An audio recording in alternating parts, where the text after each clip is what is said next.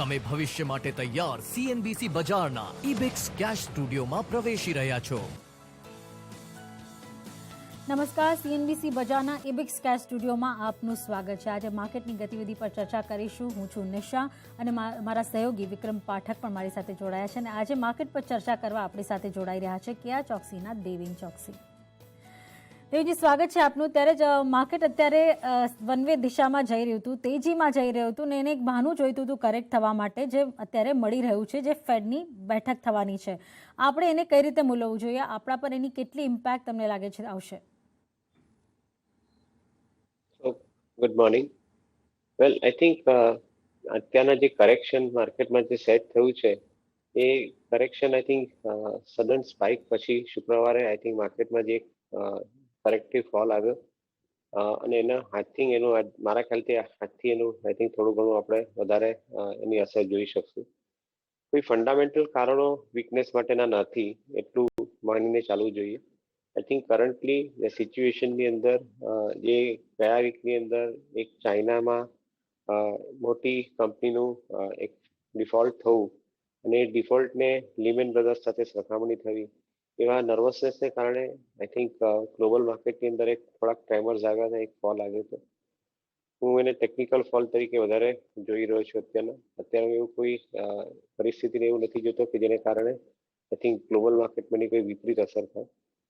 પણ all in all put together I think coming to India market એક possibility એવી દેખાય છે કે આ જે કરેક્ટિવ ફોલ છે જે કદાચ આવનારા અઠવાડિયા બે અઠવાડિયા માટે કદાચ આઈ થિંક આપણે એની ક્લેરિટી વધારે મળશે એ ફોલની, પરંતુ જે કરેક્ટિવ ફોલ છે એમાં જે પ્રાઇસ કરેક્શન આવશે એ પ્રાઇસ કરેક્શન કદાચ માર્કેટમાં ઇન્વેસ્ટર માટે નવું બાઇંગ કરવા માટેની તક ઊભી કરવા માટે આવશે એવું મારું માનવું છે।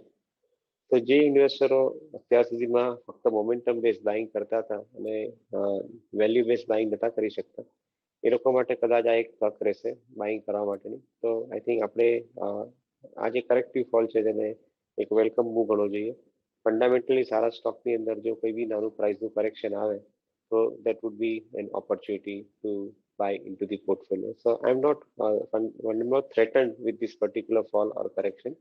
I would think that this is necessary for the healthy market movement. Okay, સાથે દેવેનજી એક પાસું ખાસ અહીંયા એ સમજવા માંગીશું, ગ્લોબલ લિક્વિડિટીને લઈને જે ચિંતાઓ આપણી સામે આવતી દેખાઈ હતી એને આપણે રિસેન્ટ ટાઈમની અંદર જે ફેડના મિનિટ્સ બહાર આવતા દેખાયા એમાં આપણે એક ડિક્લાઇન થતા જોઈ, પણ જેને યેલેન તરફથી આપણને જે સ્ટેટમેન્ટ આવતું દેખાયું હતું ડેટ સીલિંગ માટેનું, એને લગતા આ સપ્તાહ દરમિયાન આપણને સમાચારો આવતા દેખાશે।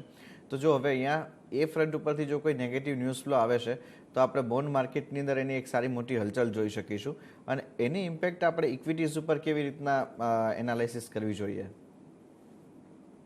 તો આઈ થિંક મહત્વનો મુદ્દો છે, બે કે ત્રણ પોઈન્ટ આની અંદર કવર થઈ રહ્યા છે કે ફેડની અંદર જે બી પોલિસીના બદલાવ આવતા હોય તો એની અંદરથી રિવર્સલ ચાલુ થશે સ્ટિમ્યુલસનું, એ એક આની અંદર અંડરલાઇંગ પોઈન્ટ છે અને જો રિવર્સલ ચાલુ થાય તો એના પર ઇક્વિટી માર્કેટ પરની શું અસર થાય તે બીજો પોઈન્ટ છે।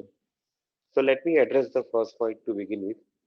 જે ફર્સ્ટ પોઈન્ટ એની અંદર મારું માનવું એવું છે કે ફેડ રિઝર્વ્સે બહુ ક્લિયરલી એક વસ્તુનું કન્ક્લુઝન લીધું છે કે FY22 અથવા કરંટ કેલેન્ડર યર 22 ત્યાં આગળ એ લોકોને જેમ જેમ પરિસ્થિતિમાં બદલાવ થતો દેખાશે ત્યાં આગળ એ લોકો આઈ થિંક થોડું ઘણું ઇન્ટરેસ્ટ રેટ ટાઇટન કરવા માટેની મહેનત કરશે।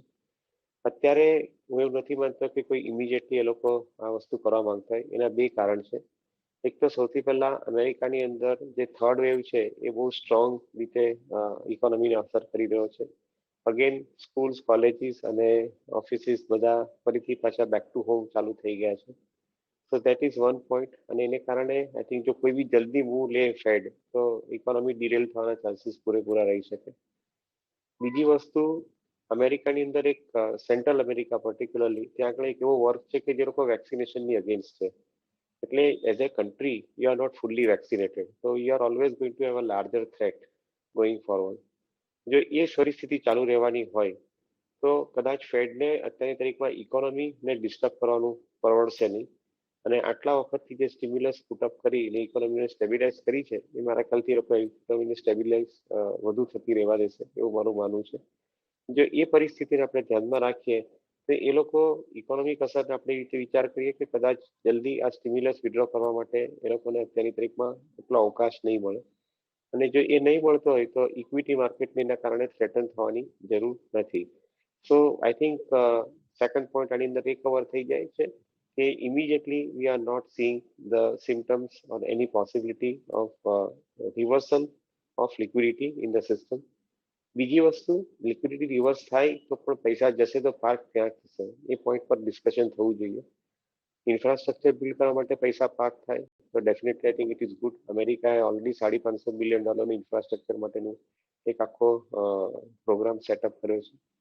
એશિયાની ઇકોનોમીની અંદર પણ ઇન્ફ્રાસ્ટ્રક્ચર રિલેટેડ પ્રોગ્રામ સેટ થઈ ગયા છે, અને આઈ થિંક ઇન્ડિયા જેવી કન્ટ્રીની અંદર we are experiencing infrastructure led spending. એ યુરોપની અંદર economic is improving, and I think that is where we are seeing the overall improvement. તો મારું પોતાનું એવું માનવું છે કે અત્યારની તારીખમાં fed will not be in a hurry to withdraw the stimulus. એને કારણે જે આપણે ડર રાખીએ છીએ કે રેટ ઓફ ઇન્ટરેસ્ટ વધશે તો કદાચ ઇક્વિટી માર્કેટ ઘટશે. મારું એવું માનવું છે કે રેટ ઓફ ઇન્ટરેસ્ટ વધવા માટે જે વિપરીત અસર બોન્ડ માર્કેટમાં થાય અથવા જે બોરોવર્સ છે, ડેટ બોરોવર્સ છે, એ લોકોમાં થાય, એમાં કદાચ રેટ ઓફ ઇન્ટરેસ્ટ વધે તો જે લેવરેજ પોઝિશન છે એની કોસ્ટ વધે. પણ જે લેવરેજ પોઝિશનની કોસ્ટ વધે તેની સામે એની ઓપોર્ચ્યુનિટી કમાવાની જો ઇક્વિટીમાંથી વધારે મળતી હોય તો will steel bring money into equity. In my viewpoint, equity provides extraordinary amount of opportunity for earning to the bond investors. So I don't think immediate reversal for this particular thing. And the last point for India, because of I think favorable situation in which our country is, અને આપણે October મહિનાથી એક સારો ડિમાન્ડની અંદર ઉછાળો જોઈ રહ્યા છે. તે પરિસ્થિતિ જો થવાની હોય તો મારું માનવું એવું છે કે ઇન્ડિયાની અંદર પૈસા ઓન ધ કોન્ટ્રી વધારે એટ્રેક્ટ થશે અને અહીંયાથી વિડ્રોલ થવાના ચાન્સીસ ઓછા રહેશે. So all in all put together I am neutral on this particular meeting and possibility, and on the contrary believe that એ કરેક્શન માર્કેટ માટે યોગ્ય હશે, માર્કેટને બાઇંગ માટેની ઓપોર્ચ્યુનિટી આપશે. ડેફિનેટલી. ત્યારે જ અત્યારના આપણે આપણા ભારતની વાત કરીએ તો તમે જો ઇકોનોમી ઓપન અપ થઈ રહી છે ને એના જે સંકેત હાલમાં જે મળ્યા એ તમે જુઓ તો ખાસ કરીને એવિએશન કંપનીઝને ફરી પાછા પ્રી કોવિડ લેવલના 85% ઓક્યુપન્સી માટે રાહત મળી ગઈ છે. તમે જો ડેલ્ટા કોપ હવે પોતાના કસિનો શરૂ કરી રહ્યું છે, ગોવામાં એમને રાહત મળતી દેખાઈ રહી છે. આવા અને તમે જુઓ તો જો ફોરેન ટ્રાવેલર્સ છે આવનાર દિવસોમાં એમને પણ પાછા ભારતમાં આવીને હરવા ફરવાની એક મોહલત મળી શકે છે, એમને એક પરમિશન મળી શકે છે. આ બધા સંકેતો એમ દેખાડે છે કે travel, tourism, leisure travel, hotel, hospitality આ સેગમેન્ટ ફરી પાછું એક અપટ્રેન્ડમાં આવવાની શક્યતા છે. પણ ખરેખર કેટલે ઝડપે અને તમારું કેટલું ફોકસ છે આ સેક્ટર પર? આઈ થિંક એક પોઈન્ટ નિશાની અંદર આપ એડ કરી શકો છો કે દિવાળી પછી લગ્નની સિઝન ચાલુ થાય છે, અને એને કારણે ગ્લોબલી જે ભારતીયો વસે છે બહારગામ, એ લોકો અહીંયા આગળ ઇન્ડિયામાં લગભગ નવેમ્બર, ડિસેમ્બર, જાન્યુઆરી 3 મહિનાની અંદર અથવા ફેબ્રુઆરી 4 મહિના આઈ થિંક ઇન્ડિયાની અંદર મેક્સિમમ ટ્રાવેલિંગ કરશે એ માનીને ચાલવું જોઈએ. So India economy is opening up, અને જે મેં શરૂઆતમાં બી વાત કરી એ પ્રમાણે ઓક્ટોબર મહિનાથી I am seeing a big time change in the economy. એની અંદર ટ્રાવેલ, ટુરિઝમ તમે જે પોઈન્ટ કવર કર્યા ડેફિનેટલી યોગ્ય છે. એરલાઇન છે, ક્રૂઝ ટ્રાવેલિંગ છે, રેલવેઝ છે, હોટલ્સ છે, આ બધા જ એરિયાની અંદર I think we are seeing maximum amount of growth in આવનારા સમયની અંદર. In fact I was going through yesterday with possibility કે દુબઈની અંદર 1 ઓક્ટોબરથી દુબઈ એક્સપો ચાલુ થાય છે. એની અંદર ભારતે પણ પોતાનો શો કરવાના છે. આઈ થિંક જે રીતે વાઇબ્રન્ટ ગુજરાત જોડે આપણે પરિચિત છે એ પ્રમાણે ભારત વાઇબ્રન્ટ ઇન્ડિયાનું આઈ થિંક એક પોતાનો શો ત્યાં પુટ અપ કરી રહ્યું છે. I think travelling is becoming normal એવું ચોક્કસપણે ઓક્ટોબર મહિનાથી દેખાઈ રહ્યું છે. અને I think if that situation is normalises તો મારું એવું માનવું છે કે બહુ ઝડપથી Q3 અને Q4 ની અંદર we'll be seeing economy opening up, અને I think with a very smart upside into the consumption જે આવનારા સમયની અંદર આપણે જોઈશું. ટ્રાવેલ રિલેટેડ ક્ષેત્રો સાથે કન્ઝમ્પશનની આઈ થિંક ઇકોનોમી ઓપન થવી એ બહુ સારા સંકેત બતાવે છે, અને સારા વરસાદ પછી સારા ક્રોપનું પ્રોડક્શન એ પણ એક સારો સંકેત બતાવે છે. So all in all put together, I think we are definitely heading for promising second half of financial year 22 and thereafter 23. Right. Sir, એક બીજું પર્સપેક્ટિવ ખાસ સમજવા માંગીશું. રિસન્ટ ટાઈમની અંદર આપણા બેન્કિંગ અને ફાઇનાન્શિયલ સેક્ટરની અંદર જે આખું એક બઝ ક્રિએટ થતું દેખાયું છે અને આપણે નજીકના સમયમાં જ જોઈશું 15 દિવસ પછી આપણને રિઝલ્ટ સિઝન પણ કિક ઓફ થતી દેખાશે.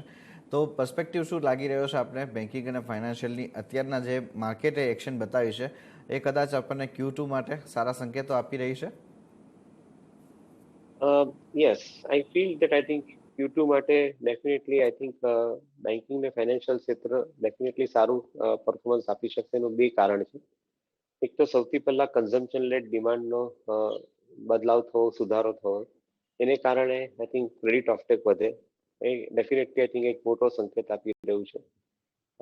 સેકન્ડ ઇસ્યુ એટલે સાથે સાથે જોઈએ તો જે બેંકોની અંદર જે નોન પરફોર્મિંગ એસેટ્સ હતા એની અંદર નોન પરફોર્મિંગ એસેટ્સના સેલ થવા અને કલેક્શન આવવું એને કારણે બેંકની બેલેન્સ શીટ સુધરી રહી છે.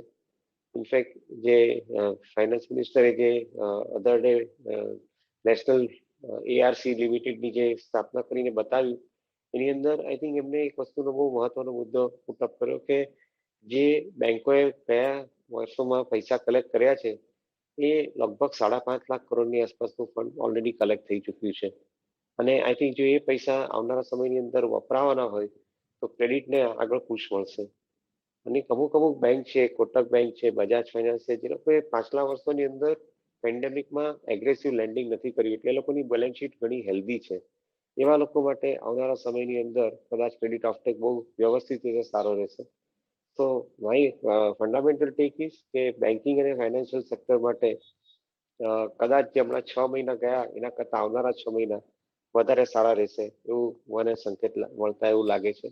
મે બી રૂરલ ઇકોનોમીની અંદર જે સારો ક્રોપનું પ્રોડક્શન થવાથી પણ આઈ થિંક એક ઓપોર્ચ્યુનિટી મળી રહી છે. ઇન્ફ્રાસ્ટ્રક્ચર લેડ સ્પેન્ડિંગને કારણે પણ એક આપણે ઓપોર્ચ્યુનિટી મળી રહી છે. તો ઓવરઓલ આઈ થિંક આપણે માટે સારા સંકેત બતાવી રહ્યું છે કે બેન્કિંગ ફાઇનાન્શિયલની અંદર we will have relatively better times going forward. Banking ફાઇનાન્શિયલમાં PSU બેંક્સ અત્યારે તમને કેટલી સારી લાગે છે? કારણ કે આમાં સૌથી મોટું રિવાઇવલ તો તમે જો આ બધી જે ઇકોનોમી ઓપનઅપ થઈ રહી છે કે આ AGR મામલે છે, PSU બેંક્સને જ ટેકો મળશે. પણ શું અત્યારે રોકાણ વધારવું જોઈએ PSU બેંક્સમાં? આ એક મહત્વનો પ્રશ્ન પહેલા બી ડિસ્કસ થયો છે ને આપણે ભવિષ્યમાં બી કરીએ છીએ. સારું છે, આઈ થિંક રીએફર્મેશન મળે છે. પબ્લિક સેક્ટર બેંકોની ડિપોઝિટર તરફની જે રીચ છે એ બહુ સ્ટ્રોંગ છે, એમાં આપણે કોઈ ડાઉટ નથી રેસ કરતા. પરંતુ એ લોકોની જે લેન્ડિંગ કરવાની જે એબિલિટી છે એ સિગ્નિફિકન્ટલી પાછલા વર્ષોમાં અફેક્ટ થઈ છે અને હવે પછીના વર્ષોની અંદર એને જો એમાંથી બહાર નીકળવું હોય તો લેન્ડિંગ માટેનો એક સિસ્ટમેટિક એપ્રોચ લાવવો પડશે, જે કદાચ પબ્લિક સેક્ટર બેંકમાં ઇમિડિયેટલી નથી દેખાઈ રહ્યો. જેને પૈસાની જરૂર છે ડેફિનેટલી પબ્લિક સેક્ટર બેંક તરફ જાય છે અને પબ્લિક સેક્ટર બેંક એ લોકોને પૈસા લેન્ડ કરી શકે છે, એ સારી વાત છે. પરંતુ જે ઇકોનોમીની અંદર ચેન્જ થતાની સાથે નવા પ્રોડક્ટ આવવા, એ નવા પ્રોડક્ટથી બોરોવરને ફાયદો મળવો, એ બધા જે ફેક્ટર્સ જે છે એ પ્રાઇવેટ સેક્ટર અથવા કોર્પોરેટ બેંકમાંથી કદાચ વધારે સારી રીતે મળી શકે છે બોરોવરને. એટલે મારું એવું માનવું છે કે આપણે બોરોવરને 3 કેટેગરીમાં ડિસ્ટ્રીબ્યુટ કરી નાખીએ. એક સ્ટ્રોંગ બોરોવર છે જે કાયમ મોટી પ્રાઇવેટ સેક્ટરની બેંક તરફ વધારે પ્રેફરન્સ રાખશે. જે મીડિયમ સાઇઝનો બોરોવર છે કે જેની સાઇઝ કમ્પેરેટિવલી નાની છે, એનો પ્રેફરન્સ પબ્લિક સેક્ટર બેંકમાંથી પ્રાઇવેટ સેક્ટર બેંક તરફ જવાનો વધારે રહેશે. એક વસ્તુ ચોક્કસ રહેશે. અને જે રિલેટિવલી સ્મોલ બોરોવર છે he will continue to stay with public sector bank. એટલે જ્યારે ક્રેડિટ એક્સપાન્શન મોટું થાય ત્યારે જો તમારી બુક લેન્ડ કરવા માટેની જે હોય તે પબ્લિક સેક્ટર બેંક માટે નાની રહેશે, કમ્પેરેટિવલી મોટી બુક પ્રાઇવેટ સેક્ટર બેંક માટે રહેશે. તો મારું પોતાનું એક એવું માનવું છે અનલેસ મર્જર્સ અને એક્વિઝિશન્સ જેવી એક પ્રવૃત્તિ પબ્લિક સેક્ટર બેંકમાં થાય, જો એ નહીં થવાની હોય તો કદાચ આઈ થિંક પ્રેફરન્સ મારા હિસાબે લાર્જ કોર્પોરેટ બેંકની અંદર આપવો વધારે યોગ્ય રહેશે ઇન્વેસ્ટરોમાં. ઓકે, એની સાથે બેન્કિંગ બાદ હવે જે મેજર એક સેક્ટર આપણને ફોકસમાં રહેતું દેખાશે Q2ના રિઝલ્ટ સાથે, એ છે દેવેનજી IT સેક્ટર. કારણ કે ઓલમોસ્ટ આપણે જોઈએ તો છેલ્લા 3 મહિનાની અંદર IT સેક્ટર આપણને માર્કેટની અંદર આઉટ પરફોર્મ કરતું દેખાયું છે. હવે કદાચ જે પરિણામો સારા આવશે તો એને માર્કેટે ઓલરેડી ડિસ્કાઉન્ટ કરી લીધા છે કે હજુ ફર્ધર એક્શન આપણે જોઈશું અહીંયા? હવે માર્કેટ FY24ના પરિણામો ડિસ્કાઉન્ટ કરી રહ્યું છે. અત્યાર સુધી માર્કેટ FY23ના પરિણામ ડિસ્કાઉન્ટ કરતું હતું. એટલે આઈ think we R running little ahead of time.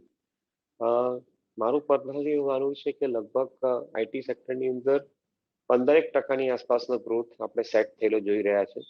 Sum of the large IT companies initially કદાચ 15%થી વધારે ગ્રોથ આવે, 17% આસપાસનો ગ્રોથ પણ લાવી શકે એવી પરિસ્થિતિમાં છે.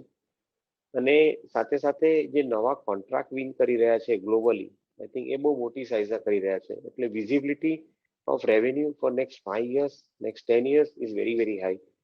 TCS છે, ઇન્ફોસિસ છે, ઇવન વિપ્રો છે, HCL ટેક છે, આ ટાઈપની કંપનીઓની પાસે $1 બિલિયન કસ્ટમર્સના કોન્ટ્રાક્ટ દર ક્વાર્ટરની અંદર વધીને આવી રહ્યા છે. અને ધેટ ઇઝ વોટ, અને આ કોન્ટ્રાક્ટ છે તે આવનારા 4-5 વર્ષ માટેના કે 7 વર્ષના કોન્ટ્રાક્ટ છે. એટલે ધેટ મીન્સ કે એની ક્લેરિટી તમને ક્વાર્ટર ઓવર ક્વાર્ટર સ્ટ્રોંગ થતી દેખાશે. In my view point, IT ક્ષેત્ર બાઇંગ માટેની એક ઓપોર્ચ્યુનિટી એટલા માટે પણ ધરાવે છે કે વર્લ્ડની અંદર જેમ જેમ ક્લાઉડ બેઝ કમ્પ્યુટિંગ પર ફોકસ થતું જાય છે, જેમ જેમ ડિજિટલ ફર્સ્ટ તરફ આઈ થિંક ફોકસ થતું જાય છે, એમ દરેક businesses I think are physically putting money into the IT related infrastructure. In fact, larger part of the CapEx program is also now into IT and IT related infrastructure. So, from that perspective, if I see, my reading says that I think IT would remain a strong bet. Maybe માર્કેટના fall અથવા કરેક્શન્સના કોઈ બી કારણસર એમાં જો બદલાવ આવે અથવા થોડું ઘણું માર્કેટમાં ફોલ મળે તો I think IT would be a buy opportunity from investment point of view. તો દેવેન સર, અત્યારે બીજા કયા સેક્ટર્સ તમારા રડારમાં છે? કારણ કે હવે આવનાર કહી શકાય થોડા દિવસોમાં આપણા પણ રિઝલ્ટ્સની સિઝનની શરૂઆત થઈ જશે, તો કયા સેક્ટર તમે ધ્યાનમાં રાખો છો? આઈ થિંક કંપનીઝ જ્યાં આગળ ફંડામેન્ટલ વધારે સ્ટ્રોંગ છે તેના પર ફોકસ કરીએ. સેક્ટર્સ તો કદાચ હવે આજની તારીખમાં બધા ઓલરેડી ડિસ્કાઉન્ટ થઈ ચૂક્યા છે. ઇન્વેસ્ટમેન્ટ પોઈન્ટ ઓફ વ્યૂથી જોઈએ તો life insurance business looks absolutely convincing. કદાચ 20% ઉપરનો CAGR ગ્રોથ લાઈફ ઇન્સ્યોરન્સ બિઝનેસની અંદર ચાલુ રહેશે. So that is an important point. Second વસ્તુ તરફ જો ધ્યાન રાખીએ અપાર્ટ ફ્રોમ લાઈફ ઇન્સ્યોરન્સ, તો મારા હિસાબે કમર્શિયલ વ્હીકલ અને ટ્રેક્ટર્સ એન્ડ ફાર્મ ઇક્વિપમેન્ટ્સ એની અંદર આઈ થિંક આવનારા 6 મહિના 12 મહિનામાં એક સારો મોટો જમ્પ જોઈશું. 2 કે 3 કારણ. એક તો રૂરલ ઇકોનોમીમાં ગ્રોથને કારણે consumption of medium commercial vehicle I think is improving અને improving very smartly. Express way અને ફ્રેટ કોરિડોરને કારણે larger part of the growth is happening in commercial vehicles. So I think large commercial heavy commercial વ્હીકલમાં પણ એક growth મોટો જોઈ રહ્યા છે. અને ફાર્મ બેઝ ઇકોનોમીમાં સ્ટ્રોંગ સ્ટ્રેન્થ રહેવાને કારણે we are seeing the growth also happening in the farm sector. એટલે companies like exports, Mahindra and Mahindra જ્યાં આગળ લાર્જર ફોકસ ટ્રેક્ટર્સ અને ફાર્મ ઇક્વિપમેન્ટ પર છે, ત્યાં આગળ I think we are seeing a larger growth. So I would think that ઓટોમોબાઈલની અંદર આ કંપનીઓ પોઝિટિવ રહેશે. And most important part, scrappage policy અને નવા વ્હીકલના રજિસ્ટ્રેશન માટે જે બદલાવ આવી રહ્યો છે, જે ઇન્સેન્ટિવ મળી રહ્યા છે, એ પણ એક આઈ થિંક પોઝિટિવ ઇન્ડિકેશન આપે છે for buying into commercial vehicles. અને આઈ થિંક ઓવરઓલ જો આઈ થિંક એક વસ્તુ જોઈએ કે કોસ્ટ ઓફ ફંડ નીચે રહેવાની હોય, જે લાગે છે ઇન્ડિયાના RBIના વલણ પરથી, તો આઈ થિંક મારું માનવું એવું છે કે fleet replacement work will happen very fast. Many of the new logistic businesses are shaping up, so that is also becoming, I think, a very attractive proposition. So all in all, automobile looks good. Life insurance segment goods look. I think some of the banking and NBFC companies, particularly housing finance માં જે કંપનીઓ છે એને માટેનો એક સમય સારો દેખાય છે. So I think we'll have to selectively choose companies within these areas, sectors, કે જ્યાં આગળ opportunity size મોટી થતી દેખાય છે આપણને. ઓકે, તો એની સાથે દેવેનજી એક પર્સપેક્ટિવ ઓવરઓલ માર્કેટના ફ્રન્ટ ઉપર આપની પાસેથી એક સમજવા માંગુ છું કે જે પ્રમાણે રિસેન્ટ માર્કેટની સાથેની જે રેલી જોઈ એમાં આપણું મેટલ સ્પેસ છે એ સૌથી વધારે સારું આપણને એક એક્શનમાં આવતું દેખાયું હતું. અને કેપેક્સ સાયકલ પણ જુઓ તમે તો આ મેટલ કંપનીઝ જે છે એ આપણા ડોમેસ્ટિક ફ્રન્ટ ઉપર હવે સુધારતી દેખાઈ રહી છે. તો આ એક આખા રીરેટિંગના સેગમેન્ટ ઉપર આપણે મેટલ સ્પેસને જોઈશું, કારણ કે કેપેક્સ સાયકલ આપણે આમ જોવા જઈએ તો લગભગ 10-12 વર્ષ બાદ આપણે આ મેટલ કંપનીઝમાં આવતી જોઈ રહ્યા છીએ. Yes, I think you are absolutely right. આજે અમેરિકા જેવા દેશોએ ઇન્ફ્રાસ્ટ્રક્ચરમાં આટલા વખતમાં મોટા પૈસા નથી ખર્ચ્યા. જે રીતે નવી ઇકોનોમી ઇમર્જ થઈ રહી છે એ રીતે જોતા વર્લ્ડના બધા જ દેશોની અંદર ઇન્ફ્રાસ્ટ્રક્ચર કમ્પલસરી થઈ જશે બિલ્ડ કરવા માટેનું. ફરીથી હવે પરથી બિલ્ડ કરવું પડશે ઇન્ફ્રાસ્ટ્રક્ચર. કારણ કે જે ઓફિસીસમાં આપણે જઈને કામ કરીએ છીએ તે ઓફિસીસ પણ I think after pandemic are looking different. એની અંદર આઈ થિંક આઈટી સેટઅપ અથવા આઈટી બેઝ એક્ટિવિટીને કારણે ઓફિસીસની રિક્વાયરમેન્ટ પણ અલગ થઈ જાય છે. So I think that is also new area which is getting develop. Homes એટલે નવા રેસિડેન્શિયલ હાઉસીસ પણ આઈ થિંક એક સિગ્નિફિકન્ટલી મોટા લેવલ પર આઈ થિંક ડેવલપ થતા જાય છે અને બધી જ વર્લ્ડની ઇકોનોમીની અંદર વર્ક ફ્રોમ હોમ અથવા work from anywhere is becoming a new normal. તો આ બધા જે ફેક્ટરને કારણે આઈ થિંક ઇન્ફ્રાસ્ટ્રક્ચરનું જે ડેવલપમેન્ટ થાય છે એ ડેવલપમેન્ટ બહુ સુરક્ષિત રીતે બહુ મોટે પાયે થઈ રહ્યું છે. અને જો એ પરિસ્થિતિને આપણે ધ્યાનમાં રાખીને ચાલતા હોય તો મારું પોતાનું એવું માનવું છે કે મેટલ ને મેટલ કમોડિટી માટેનો ટાઈમ સારો રહેશે. કારણ કે જેમ ઇન્ફ્રાસ્ટ્રક્ચરનું ડેવલપમેન્ટ મોટું થાય એની સાથે સાથે જે બેઝિક રિક્વાયરમેન્ટ છે કમોડિટીની એ મેટલ રિલેટેડ બિઝનેસીસ છે તેને માટેની છે. અને એ ક્ષેત્રની અંદર પાછલા વર્ષોમાં છેલ્લા 10 વર્ષમાં નવી ગ્રીનફિલ્ડ ફેસિલિટી વર્લ્ડની અંદર કોઈ મેજર નથી આવી. મોટે ભાગેના લોકોએ પોતાના એરિયાની અંદર બ્રાઉનફિલ્ડ એક્સપાન્શન કર્યું છે. એટલે કેપેસિટી કમ્પેરેટિવલી નવી એડ નહીં થાય, એટલે સપ્લાય સાઇડ બહુ મોટી ઇમર્જ નહીં થાય, ડિમાન્ડ સાઇડ સ્ટ્રોંગ રહેતી હોય તો માનીને ચાલીએ કે મેટલ ને મેટલ કમોડિટીના ભાવ મજબૂત રહેશે. ક્રૂડ ઓઇલના ભાવ $75 આસપાસ છે અને ક્રૂડ ઓઇલના ભાવ જો આ ભાવની આસપાસ ચડી રહેવાના હોય અને ઘટવાના નહીં હોય તો અગેન એવો સંકેત આપે છે કે મેટલ કમોડિટીના ભાવ એનર્જી કોસ્ટને કારણે મજબૂત રહેશે. તો એક તરફ સ્ટ્રોંગ ડિમાન્ડ સિનારીઓ, બીજી તરફ આઈ થિંક સ્ટ્રોંગ પ્રાઇસિંગ સિનારીઓ, આ બંને વસ્તુને જો ધ્યાનમાં રાખીએ તો મેટલ ક્ષેત્રની અંદર અને નવી કેપેસિટી નથી આવતી એ વસ્તુને ધ્યાનમાં રાખીએ તો મેટલ ક્ષેત્રની અંદર તેજી બરકરાર રહેશે એવું લાગે છે. મે બી કદાચ માર્જિન થોડે ઘણા ઉછે કોઈ વખત થોડા કોમ્પ્રેસ થઈ શકે because of the China factor, પણ otherwise I would like to believe that અહીંયા આગળથી વધઘટ સાથે એકંદરે આવનારા 2-3 વર્ષ માટે મેટલ કોમોડિટી માટેની જર્ની સુરક્ષિત દેખાય છે. ડેફિનેટલી. દેવેનજી, ખૂબ ખૂબ આભાર સમય ફાળવી આ ચર્ચામાં જોડાયા, તમારા વ્યૂઝ દર્શકો સુધી પહોંચાડ્યા તે બદલ સર. ખૂબ ખૂબ આભાર. Thank you. તો તમે જો હાલ પૂરતું આટલું જ. મને ને વિક્રમ બંનેને આપશો રજા. વધુ અપડેટ માટે જોતા રહો CNBC બજાર. નમસ્કાર.